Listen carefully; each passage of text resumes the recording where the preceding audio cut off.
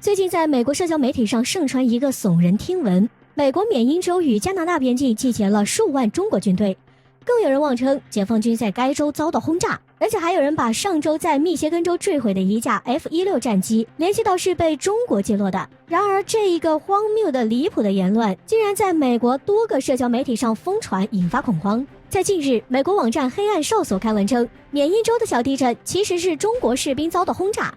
之后一架 F-16在密歇根被击落。目前西海岸已有3艘航母，东海岸也有2艘航母，第3次世界大战的第一枪打响了。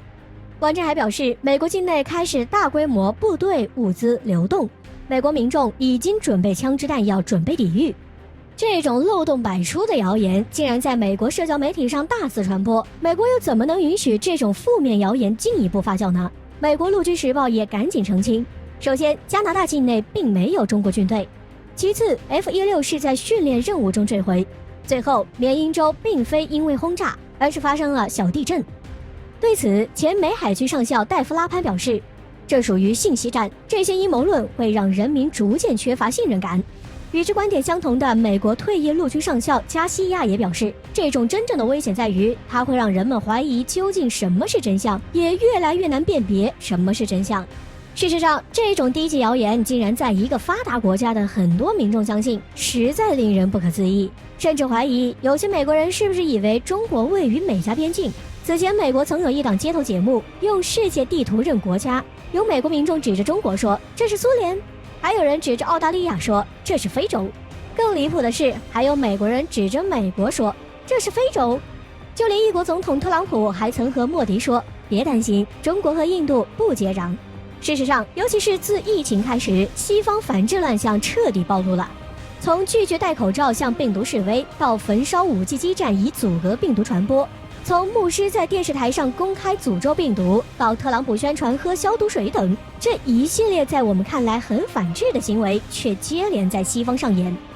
这次谣言也暴露了大部分美国人的真实智商，一开始还以为美国人是在故意找茬，后来发现他们好像真的担心中国打他们。现在美国人的心态也变了，轮到他们以受害者的心态和眼光去判断事情的发展了。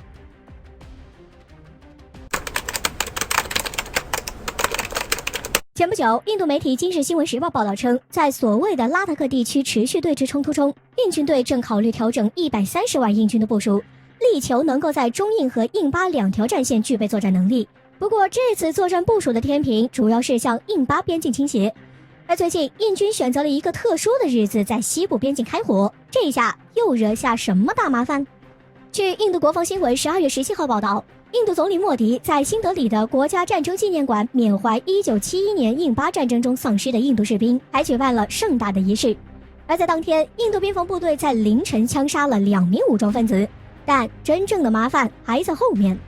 不仅如此，据俄新闻社报道，巴基斯坦3军公共关系部对外发布消息称，印军故意向一辆载着2名联合国军事观察员的联合车辆开火，随后车辆被损毁。所幸2名联合国人员并没有受伤，被巴基斯坦方面营救并撤离了现场。不过印军否认巴基斯坦军方的指控，强调报道并不真实，但是却没有给出任何细节和证据。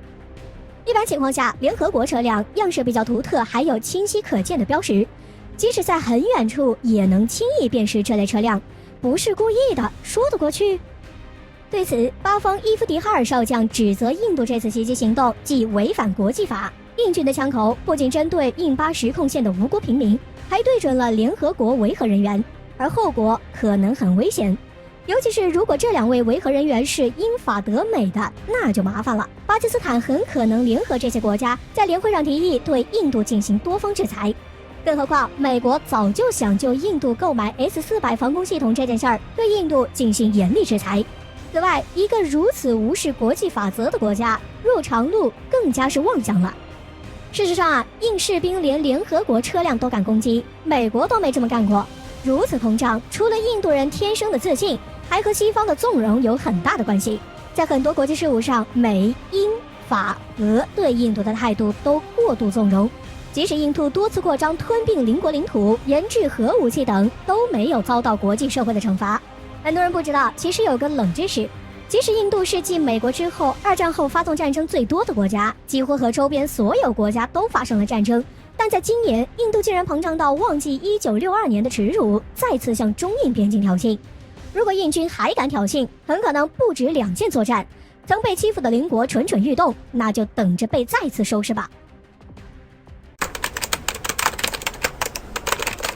在外界看来，印度人对外倒是十分团结，但是从内部看，其实可以发现，印度一直处于混乱中。最近，从印度旁遮普邦蔓延的农民抗议活动已经愈演愈烈，30万农民涌入新德里，发起旷日持久的大规模抗议。而这种抗议浪潮已经逐渐蔓延至全国，这只是印度混乱的一部分，但这个大规模混乱已经牵出了一些势力。据印度媒体近日报道，更多来自旁遮普邦的锡克教武装分子加入，涌入新力量，让混乱局势雪上加霜。事实上，自印度独立以来就备受分裂主义的煎熬，在历史长河中，印度人基本上没有在自己土地上当家做主的时候。印度史就是外来民族不断征服印度的历史，直到18世纪，英国强行把南亚次大陆各民族糅杂在一起，印度靠内部力量无法完成国家整合，只有外部征服者才能将印度整合为完整的国家。而当英国要体面撤军时，直接按粗暴方式引发史无前例的混乱，数千万人流离失所，数百万人遭到屠杀。由于印度民族多样性是世界上最复杂的，印度面临的分裂主义风险也大于其他国家，尤其是印度南部、西北边境和东北部等地区。首先，西北部地区旁遮普邦本是印度重要核心区域，但是因为被一分为二，而由于宗教冲突，锡克教徒更是在上世纪70、80年代展开了震撼世人的暴力行动，导致新德里大屠杀和领导人英迪拉甘地的死亡，其不良后果至今影响到现在成为顽疾。而查谟与克什米尔地区背后往往和巴基斯坦纠缠在一起。在去年，印度宣布废除宪法第370条，取消查谟和克什米尔邦的特殊地位，更加剧了该地区的逆反心理。而东北部7个邦最零碎、最复杂，该地区和缅甸、孟加拉国、不丹和中国接壤，和印度主体只有一条21公里的西里古里走廊连着。该地区提出独立要求，还建立民族武装的就有4个，分裂组织大概就有50个左右。作为其中规模最大的阿萨姆邦就是主力。该地区部落复杂，并且经济状况差，导致东北7邦远比其他邦更割裂。虽然印度国内分裂主义严重，但是宗主国英国留下来的老传统却没丢，大搞扩张主义，甚至在印度疫情失控、经济萎缩、农民抗议、分裂主义投机等多重内部矛盾爆发之际，仍然还在搞扩张主义，并多次强烈有能力展开多线作战。但其实，印度的民主就是一个笑话。那么复杂的种姓制度下的混乱国家，只是有一个民主画皮罢了。一旦内部矛盾不解决，在面对外部矛盾时，一击就能土崩瓦解。